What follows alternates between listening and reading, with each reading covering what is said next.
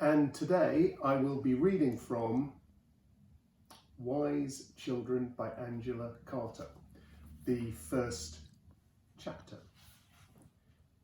Why is London like Budapest? Because it is two cities divided by a river. Good morning.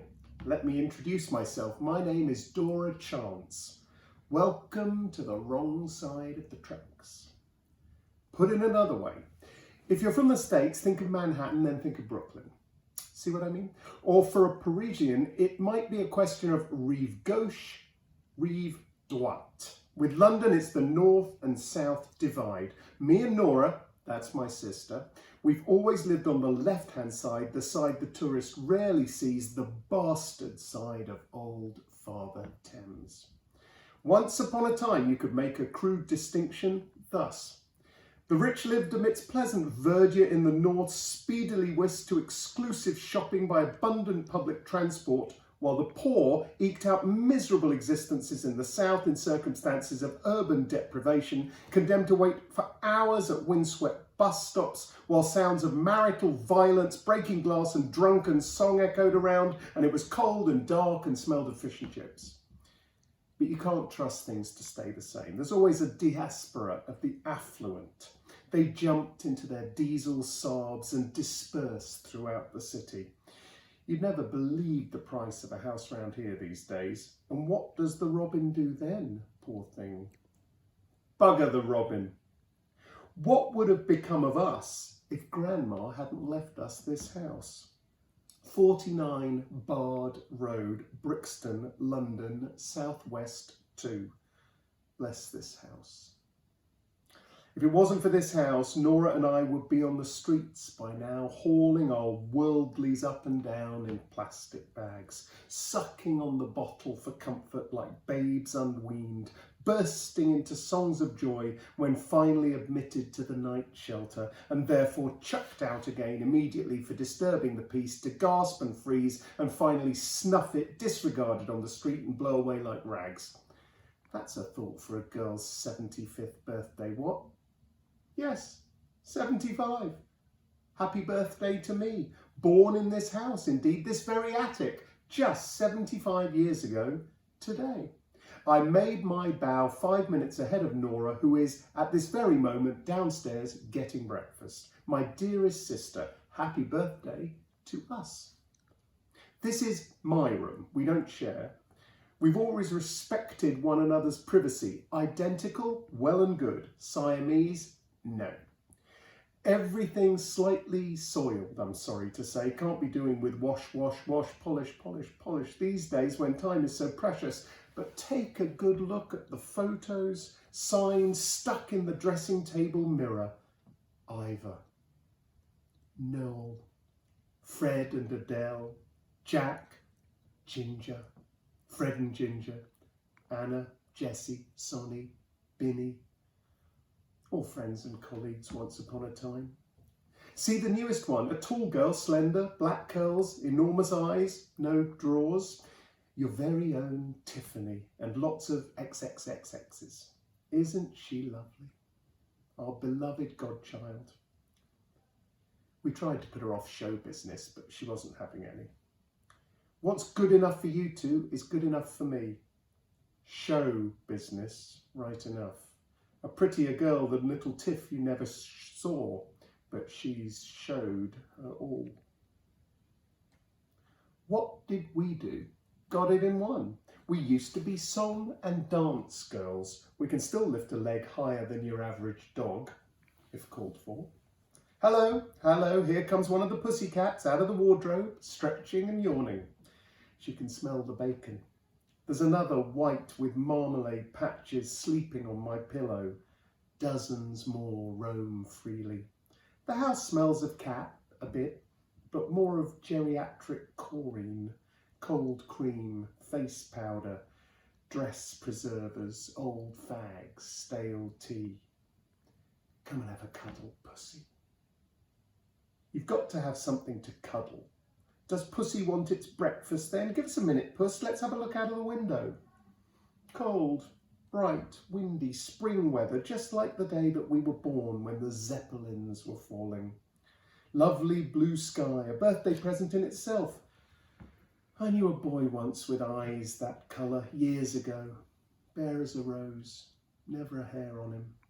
He was too young for body hair and sky blue eyes. You can see for miles out of this window. You can see right across the river. There's Westminster Abbey, see, flying the St George's Cross today. St Paul's, the single breast. Big Ben winking its golden eye. Not much else familiar these days. This is about the time that comes in every century when they reach out for all that they can grab of dear old London and pull it down. Then they build it up again like London Bridge in the nursery rhyme, goodbye, hello, but it's never the same. Even the railway stations changed out of recognition, turned into souks. Waterloo, Victoria. Nowhere you can get a decent cup of tea. All they give you is Harvey Wallbanger's filthy cappuccinos, stocking shops and knicker outlets everywhere you look. I said to Nora, remember brief encounter, how I cried buckets? Nowhere for them to meet on the station nowadays except in a bloody knicker shop. Their hands would have to shyly touch under cover of a pair of Union Jack boxer shorts. Come off it, you sentimental sods, said Nora. The only brief encounter you had during the war was a fling with a Yank behind the public convenience on Liverpool Street Station. I was only doing my bit for the war effort, I replied sedately, but she wasn't listening. She started to giggle. Here, Dor, smashing name for a lingerie shop. Brief encounter. She doubled up. Sometimes I think, if I look hard enough, I can see back into the past. There goes the wind again. Crash. Over goes the dustbin. All the trash spills out. Empty cat food cans, cornflake packets, laddered tights, tea leaves. I am at present working on my memoirs and researching family history. See the word processor, the filing cabinet, the card indexes, right hand, left side, left side, all the dirt on everybody. What a wind. Whooping and banging all along the street, the kind of wind that blows everything topsy-turvy. 75 today, and a topsy-turvy day of wind and sunshine, the kind of wind that gets into the blood and drives you wild. Wild! And I give a little shiver because suddenly I know it in my ancient water that something will happen today. Something exciting, something nice, something nasty. I don't give a monkey's, just as long as something happens to remind us we're still in the land of the living. We boast the only castrato grandfather clock in London. The plaque on the dial of our grandfather in the front hall says it was made in Inverness in 1846. And as far as I know, it is a unique example of an authentic Highland-style grandfather clock, and as such was exhibited at the Great Exhibition of 1851. Its Highlandness consists of a full set of antlers, 8 points on top of it. Sometimes we use the antlers as a hat rack, if either of us happens to go out wearing a hat, which doesn't happen often, but now and then when it rains. This clock has got a lot of sentimental value for Nora and me. It came to us from our father, his only gift, and even then it came by accident. Great, tall, butch, horny mahogany thing, but it gives out the hours in a funny little falsetto ping, and always the wrong hour, always out by 1. We never got round to fixing it. To tell the truth, it makes us laugh, always has. It was all right until Grandma fixed it. All she did was tap it and the weights dropped off. She always had that effect on gentlemen. But as I passed by our grandfather clock this windy birthday morning, cats scampering in front of me, maddened by the smell of bacon, it struck and struck and struck, and this time got it right, straight on the nosy, 8 o'clock. Nora, something's up. Grandad in the hall got the time right for once. Something else is up too, Nora said in a gratified voice, and slings me a thick white envelope with a crest on the back. Our invites have arrived at last. She starts to pour out tea while Wheelchair fizzes and stutters while I pull out that stiff white card we thought would never come. The Mrs. Dora and Leonora Chance are invited to a celebration to mark the 100th birthday of Sir Melchior Hazard. One man in his time plays many parts. Wheelchair fizz sputtered and boiled right over. She screeched fit to bust, but Nora consoled her. Hold hard, ducky, we're never going to leave you behind. Yes, Cinders, you shall go to the ball, even if you aren't mentioned by name on the invite. Let's have all the skeletons out of the closet today of all days. God knows we deserve a spot of bubbly after all these years. I squinted at the RSVP to that posh house in Regent's Park and Lady Hazard, the third and present spouse. Whereas our poor old Wheelchair here was his first, which accounts for her spleen as X at failing to feature personally on the invitation. And the Mrs. Leonora and Dora, that is yours truly, are of course Sir Melchior Hazard's daughters, though not by any of his wives. We are his natural daughters, as they say, as if only unmarried couples do it the way that nature intended. His never by him officially recognised daughters, with whom, by a bizarre coincidence, he shares a birthday. Well, they've not given us much time to reply, I complained. It's only tonight, isn't it? Something makes you think they don't want us to go? Nora's lost a couple of back molars you can't help but notice when she laughs. I've kept all mine. Otherwise, like as two peas as ever was. Years ago, the only way you could tell us apart was by our perfume. She used Shalimar, me Mitsuku. All the same, identical we may be, but symmetrical, never. For the body itself isn't symmetrical. One of your feet is bound to be bigger than the other. One ear will leak more wax. Nora is fluxy, me constipated. She was always free with her money, squandered it on the fellows, poor thing, whereas I tried to put a bit by. Her menstrual flow was copious to a fault, mine meagre. She said yes to life, and I said maybe. But we're both in the same boat now, stuck with each other, two batty old hags. Buy us a drink, we'll sing you a song, even managing these up on occasions such as New Year's Eve or a publican's grandbaby. What a joy it is to dance and sing. We're stuck in that period at which we peaked, of course. All women do. We'd feel mutilated if you made us wipe off our Joan Crawford mouths, and we always do our hair up in great big victory rolls when we go out. We've still got lots of it, thank God. I am grey, though it may be, and tucked away in scarves, turban style, this very moment to hide the curlers. We always made an effort. We paint an inch thick. We put on our faces before we come down to breakfast. The Max Factor pan stick, the false eyelashes with the 3 coats of mascara, everything.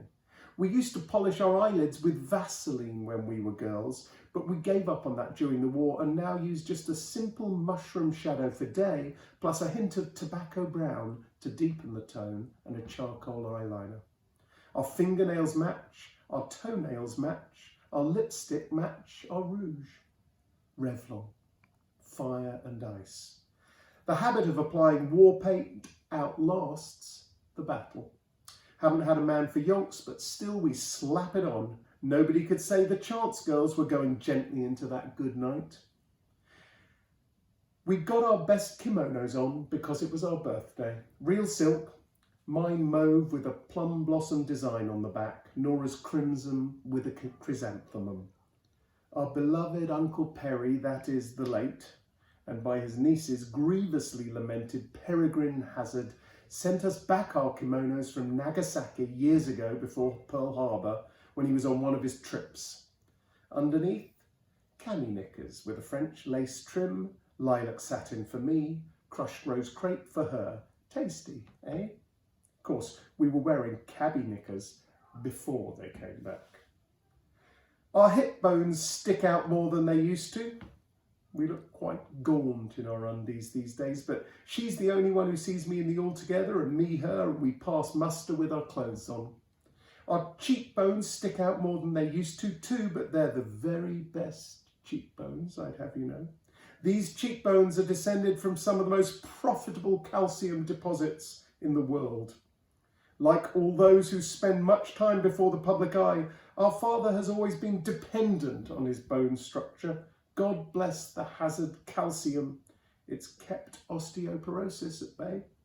Long and lean we always were, and long and lean we now are, thank God. Some superannuated hoofers put on the avoirdupois like nobody's business.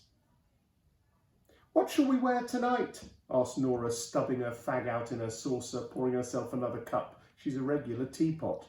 Wheelchair moaned a little. Don't fret, dear, Nora soothed. You can wear your normal hartnell and the pearls, all right? We'll do you up something lovely. That calmed it down, poor old stick. Known to us as Wheelchair, known to the world once upon a time as Lady Atalanta Hazard. A lady in her own right, she'd have you know, a perfect lady, unlike our father's next two wives. She married Melchior Hazard when he was just a matinee idol and divorced him long before that knighthood they gave him for services to the theatre. Nay, Lady Atalanta Lind, the most beautiful woman of her time, born with a silver spoon, etc., etc., but now an antique divorcee in reduced circumstances, to wit, the basement front of 49 Bard Road. All in good time I shall reveal to you how it has come to pass that we inherited in her dotage, and come to that in ours, the first wife of our illegitimate father. Suffice to say that nobody else would have her. Least of all her own two daughters, bloody cows. The lovely Hazard girls, they used to call them. Lovely is as lovely does. If they look like what they behave like, they'd frighten little children. We've been storing Wheelchair in the basement for well nigh 30 years. We've got quite attached to her. Early on, Nora used to take her out shopping, give her some fresh air and that, until she nearly starts a riot. She says to the bloke at the salad stall, "Have you got anything in the shape of a cucumber, my good fellow?" After that, we had to keep her home for her own sake. Sometimes she goes on a bit, on and on, on and on, and bloody on. In fact, worrying away at how Melchior took the best years of her life, then deserted her for a Hollywood harlot, his number 2 bride, and how the lovely Hazard girls did her out of all her money, and how she fell downstairs and could never walk again, and on and on and on and on, until you want to throw a blanket over her like you do to shut up a parrot. But there's not a scrap of harm in her, and besides, we owe her one from way back. I had a go at the teapot too, but too late, got half a cup of sodden leaves, went out to the scullery to put the kettle on again. Here we sit in our negligees, in the breakfast room, in the leather armchairs by the ready-coal electric fire. Sometimes we sit there all day, drink tea, chew the fat. Wheelchair plays solitaire, does tapestry. The cats come and go. At 6, we switch to gin.